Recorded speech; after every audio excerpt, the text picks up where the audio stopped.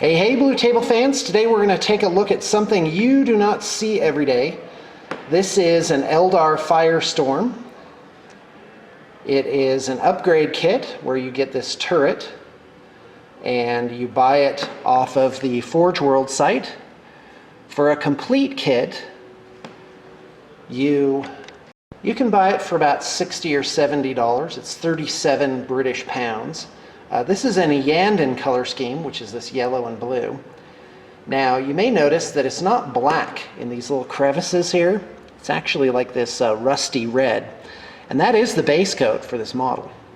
In fact, I would recommend, if you're painting a predominantly yellow color scheme, that you start with a rust-colored base coat.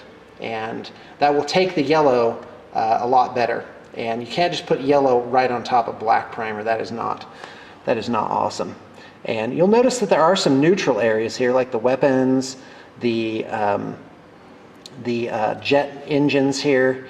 Those are this charcoal gray, which is a good foil for the extremely bright colors on this model. Now, the red and yellow really do go together. So a lot of times on an Eldar model, like on this front part here, you'll see the jewels be a notably different color than the rest of the model. And so anyway, this is magnetized, and so you have this turret here, which magnetizes on. The magnet isn't that big. It's probably, I'm going to guess, a 1/4 inch magnet, and it has a corresponding magnet in the hole there. Although I don't recommend doing it this way. There's nothing wrong with it. But it is a little bit better just to put a metal plate, not on top, but on the interior there. It's a little easier if you just have a little bit of foresight. Now, this model here has clear cockpits, so when you're commissioning your army from Blue Table Painting, you do have to specify whether you want your cockpits clear or painted. Painted, which it means it's painted solid on the top of the cockpit, is a little less expensive because that is easier to do. And quite frankly, I think it looks a little bit better. But as you can see, a clear cockpit definitely has a feel to it, and you can see the guy inside, which is really a nice feature. This model also has magnetization on the undercarriage, so it can go twin-linked catapult or a shuriken cannon. So this particular model, oh, and by the way, here's an interesting just note here. This is based on a Fire Prism chassis. Because it has these additions to the engines, which, by the way, do make a great stand-in for vectored engines and also star engines. And it also has this little piece here that extends out the hull. Now, that definitely gives the model a different shape. It makes it just a little bit more blocky on the back. So instead of sweeping down like this, it just kind of chunks down like that, which is not bad. But it does not have the Fire Prism specialty back part, which is fine. Now, I really wish what this did in the game, it has 3 long-barreled scatter lasers, and it has some kind of anti-flyer ability. So if anyone could illuminate me, that'd be great. I did spend some time trying to track this down, but I wasn't successful and decided just to move ahead. So this also has a Fire Prism turret, which you guys are all ever so familiar with. Again, that's magnetized, and that helps it from popping off during the game. I got some pretty rockin' OSL on this. I really like how that turned out. Makes me happy inside. In fact, let's see if we can get a focus shot. Isn't that great? So very, very light on the interior, dark on the exterior. Same thing up here.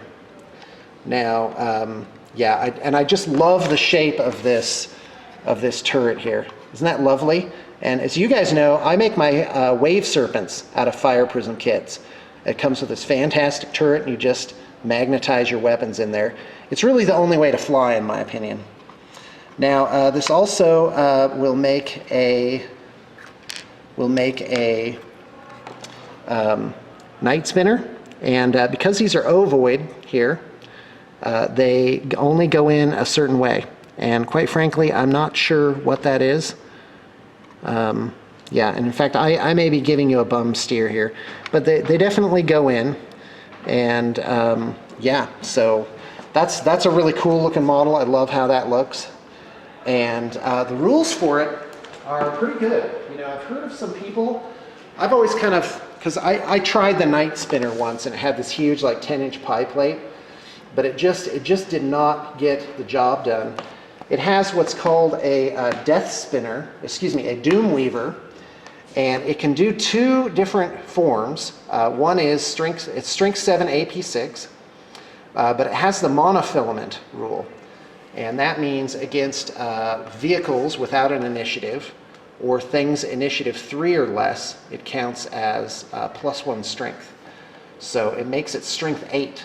So that is not bad. So it has strength 8 and blast. So you can get a lot of different tactical scenarios going on there. And let's see here, monofilament weapons. Yeah, +1 strength, and it has basically has rending. So if a 6 is rolled to wound, the target is wounded automatically, and it's resolved to AP1.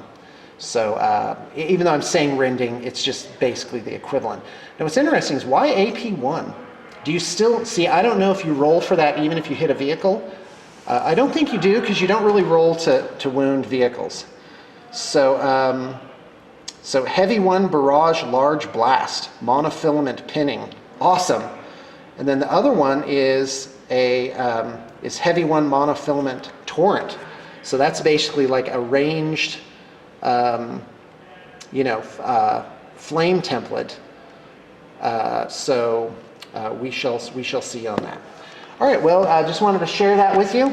I hope that you've got your inspiration for the day and also enjoyed the melodious sound of my voice. It's great for putting people to sleep, I've heard.